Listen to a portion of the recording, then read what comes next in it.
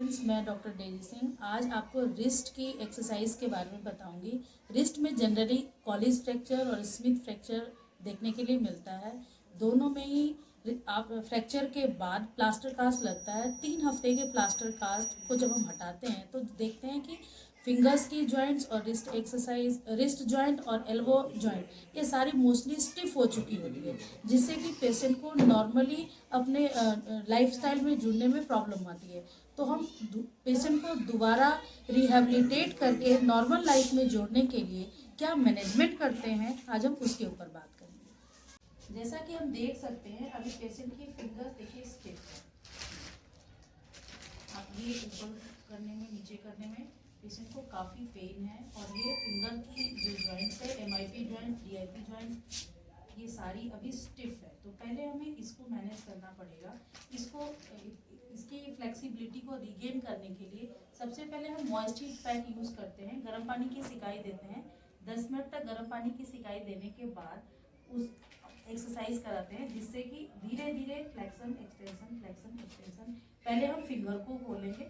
Finger की complete exercise कराने के बाद फिर हम रिस्ट पे आते हैं।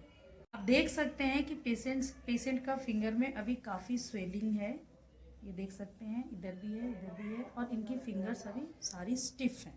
तो हमें सबसे पहले तो स्वेलिंग और पेन के लिए, स्टिफनेस के लिए आप देख सकते हैं कि पेशेंट का हैंड अभी भी रिस्ट्रिक्टेड है। आप देख सकते हैं कि इसके आगे पेशेंट का रिस्ट जॉइंट स्टिफ है, जिसकी वजह से ये मूवमेंट रिस्ट्रिक्टेड है, मूवमेंट हो नहीं रही है प्रॉपरली। और ये फिंगर भी रिस्ट्रिक्टेड है, इसमें अभी स्वेलिंग भी है, पेन भी है काफ़ी मूवमेंट करने में। इसके साथ साथ अभी आप देख सकते हैं कि एल्बो का भी मूवमेंट रिस्ट्रिक्टेड है। ये देख सकते हैं कि इनकी सुपाइनेशन प्रोनेशन जो मूवमेंट होती है एल्बो में, वो भी अभी रुकी हुई है, वो भी पेनफुल है। फ्लेक्शन भी पूरी तरह से अभी नहीं जा रहा है। फ्लेक्शन एक्सटेंशन जो मूवमेंट एल्बो की होती है वो भी अभी पूरी खुली हुई नहीं है, वो भी रिस्ट्रिक्टेड है। तो अब हम सबसे पहले रिस्ट के फिंगर को खोलने की कोशिश करेंगे, उसके बाद फिर रिस्ट को खोलेंगे।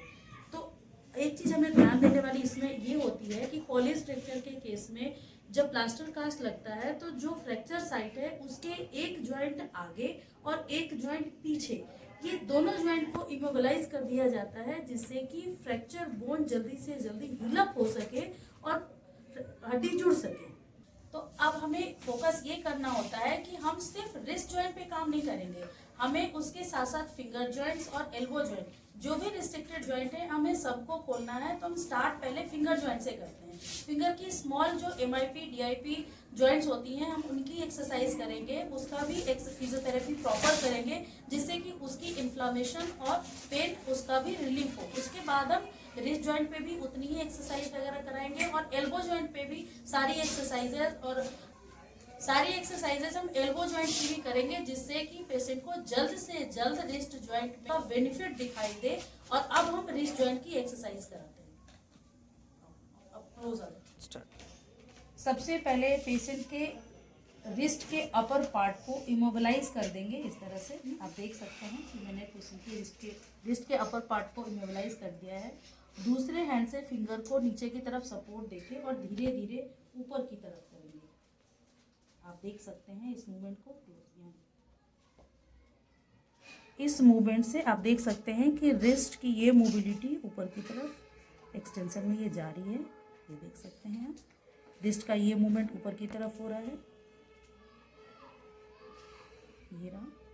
उसी तरह फिर फ्लेक्शन को करने के लिए हम ऐसे लैटरली पेशेंट के रिस्ट के अपर पोर्शन को फिक्स करके और धीरे धीरे रिस्ट पूरी उंगलियों को सपोर्ट देते हुए रिस्ट जॉइंट को आगे की तरफ मोड़ेंगे, जिससे कि रिस्ट की फ्लेक्शन मूवमेंट में फर्क आएगा। फ्लेक्शन ये देखिए,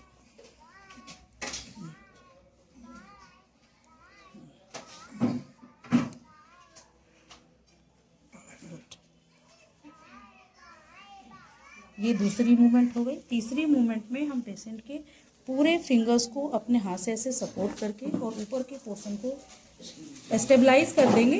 रिस्ट के ऊपर के पोर्शन को और फिंगर्स को स्टेबलाइज करके और धीरे धीरे लैटरली रिस्ट जॉइंट को लैटरल और मीडियल साइड मूव करेंगे, जिससे कि इनका रिस्ट जॉइंट के मीडियली और लैटरली मूवमेंट जो होती है, मीडियल और लैटरल, वो दोनों इस तरह से खुल जाएंगे।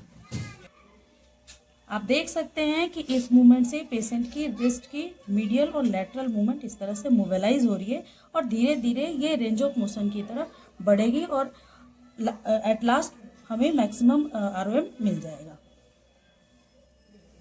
और लास्ट मूवमेंट इस तरफ से ये सर्कमडक्टरी मूवमेंट कराएंगे।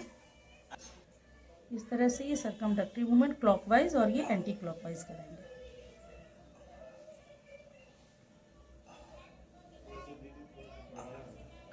तो नेक्स्ट एक्सरसाइज के लिए किसी भी टेबल या बेड के एज पे ले जाते हैं, किनारे पे ले जाते हैं और पेशेंट को ऐसे गाइड करेंगे कि हाथ को ऐसे धीरे धीरे किनारे से नीचे की तरफ मोड़ेंगे, इसी तरफ ये ऊपर की तरफ। ये एक दिन में 3 बार ये एक्सरसाइज करनी है। ये पेशेंट सेल्फ भी कर सकता है। वो दूसरे हाथ अपने एक हाथ को एज पे रखेंगे और दूसरे हाथ से इसको नीचे की तरफ। नेक्स्ट एक्सरसाइज के लिए पेशेंट को हम किसी भी टेबल के इस तरह से एज पे, टेबल या बेड के एज पे टेबल पे बिठा के और उनके हाथ को इस तरह से स्टेबलाइज कर देंगे टेबल के एज पे और देन पेशेंट को बोलेंगे कि इफेक्टेड हैंड को टेबल के एज पे रखना है और दूसरे हैंड से उसको नीचे की तरफ ऐसे प्रेस करना है। तो आप देख सकते हैं कि जॉइंट नीचे की तरफ फ्लेक्स हो रही है और उसी हैंड से फिर वापस इसको सपोर्ट करके ऊपर की तरफ करेंगे तो ये एक्सटेंड होगा। ये मूवमेंट पेशेंट खुद भी कर सकते हैं और ये दिन में 3 बार एक्सरसाइज करनी होती है। एक बारी में कम से कम 10 मूवमेंट्स करनी होती है। ये आप देख सकते हैं।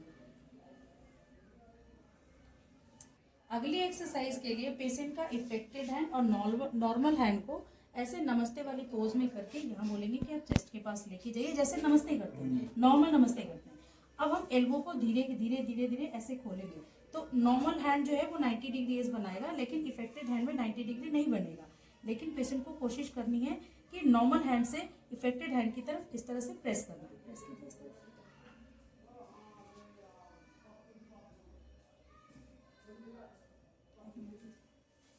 एल्बो को खोलते हुए एल्बो को खोलिए।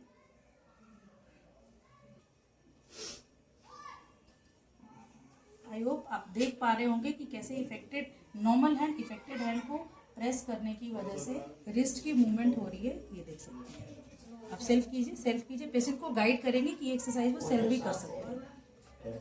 ये सेल्फ भी कर सकते हैं।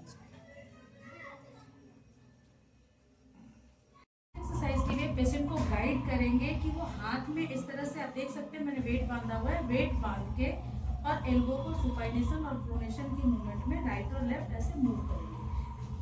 आप इसे देख सकते हैं। आप देख सकते हैं ये वाली जो मसल है ये ऐसे मूव हो रही है। आप देख सकते हैं इस मूवमेंट से।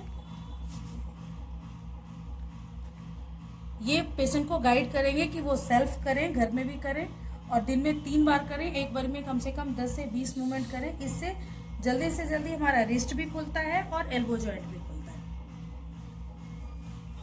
नेक्स्ट एक्सरसाइज पेशेंट को गाइड करेंगे कि वो अपने थंब से और लिटिल फिंगर को इस तरह से टच करने की कोशिश करें, जिससे इनका आईपी, एमआईपी और डीआईपी ये सारे जॉइंट जो हैं फिंगर्स के वो मूव होंगे और रिहेबिलिटेट होंगे, मोबिलाइज होगा और स्टिफनेस खत्म होगी। इससे पेन और स्वेलिंग दोनों में रिलीफ मिलेगा और पेशेंट इजीली मुट्ठी बांध सकते हैं, तो उनकी ग्रिपिंग की पावर अच्छी हो जाएगी। नेक्स्ट आप नेक्स्ट फिंगर को इस तरह से टच करें। ये देखिए, आप देख सकते हैं।